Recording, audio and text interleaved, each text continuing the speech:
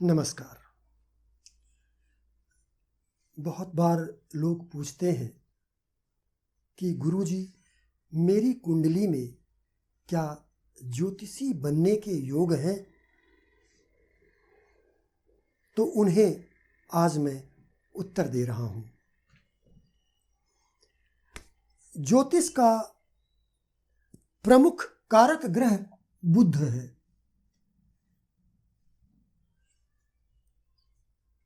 तो स्वाभाविक है कि बुध को बलवान होना चाहिए। इसके अलावा ज्ञान का कारक गुरु भी है और शुक्र भी है।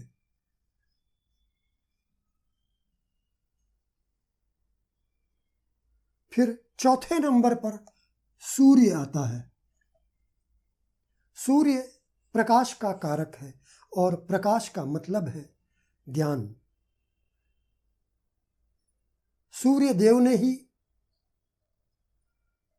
श्री हनुमान जी को ज्योतिष की शिक्षा दी थी। लेकिन इनमें से प्रमुख ग्रह ज्योतिष का बुध है। यदि बुध केंद्र स्थान में स्थित हो,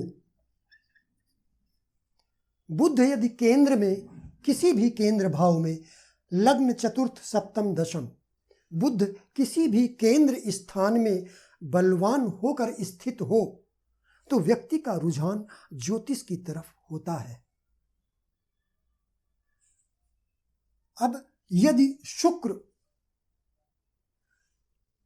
द्वितीय या तृतीय भाव में बलवान होकर स्थित हो, उस पर शुभ ग्रह की दृष्टि हो और बुध केंद्र स्थान में हो, तो फिर ऐसा व्यक्ति ज्योतिषी होता है। शुक्र द्वितीय या तृतीय भाव में हो और उस पर शुभ ग्रहों की दृष्टि हो, बुध केंद्र स्थान में हो, तो ऐसा व्यक्ति ज्योतिषी होता है। यदि बुध द्वितीय भाव में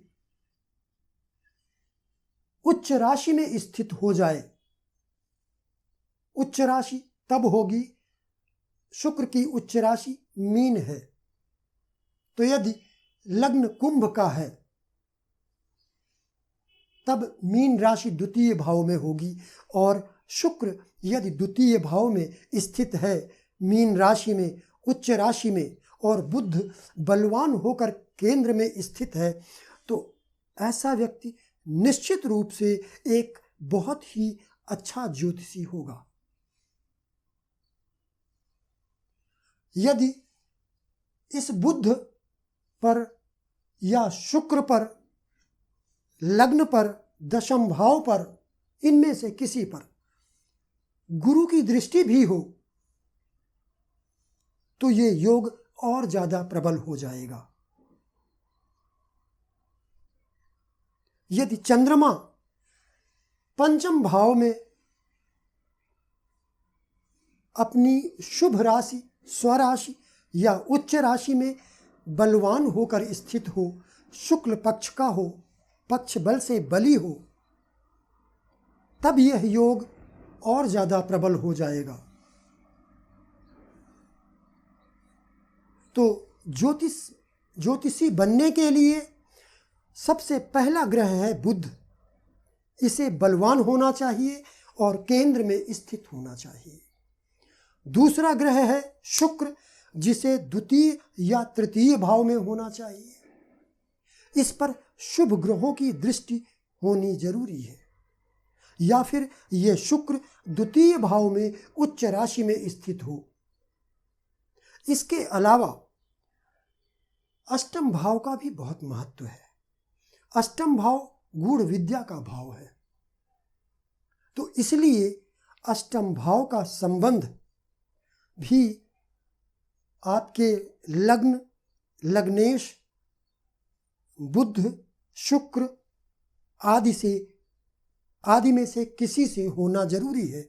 और यदि दशम भाव से भी हो गया तब तो वो ज्योतिषी एक प्रोफेशनल ज्योतिषी होगा, क्योंकि दशम भाव जुड़ गया। दशम भाव आजीविका का भाव है। तो अष्टम भाव का संबंध भी होना चाहिए। भाव, सबसे पहला भाव द्वितीय भाव है, इसके बाद पंचम भाव है, और फिर ये चतुर्थ भाव है। क्योंकि चतुर्थ भाव शिक्षा का भाव है, पंचम भाव बुद्धि एवं विवेक का भाव है, द्वितीय भाव हमारे शिक्षा का संस्कार बताता है, जो हमारी प्राथमिक शिक्षा है वो बताता है। लेकिन ये द्वितीय भाव वाणी का भाव भी है। तो ज्योतिषी को एक अच्छा वक्ता भी होना चाहिए। यदि वो बोलने में माहिर नहीं है तो फिर अच्छा ज्योतिषी नहीं बन सकता है। तो इसलिए द्वितीय भाव का संबंध होना जरूरी है।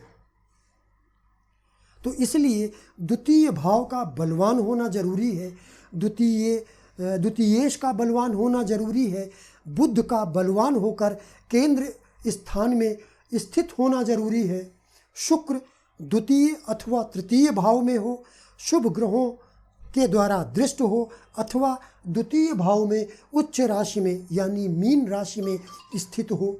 गुरु की दृष्टि शुक्र पर या लग्नेश पर, लग्न पर, बुध पर होनी चाहिए। और अष्टम भाव का संबंध भी लग्न, लग्नेश, द्वितीय, द्वितीयेश या बुध से होना जरूरी है। तो जितना ज़्यादा संबंध होगा व्यक्ति ज्योतिष के क्षेत्र में उतनी ज़्यादा ऊंचाइयों को छुएगा। नमस्कार।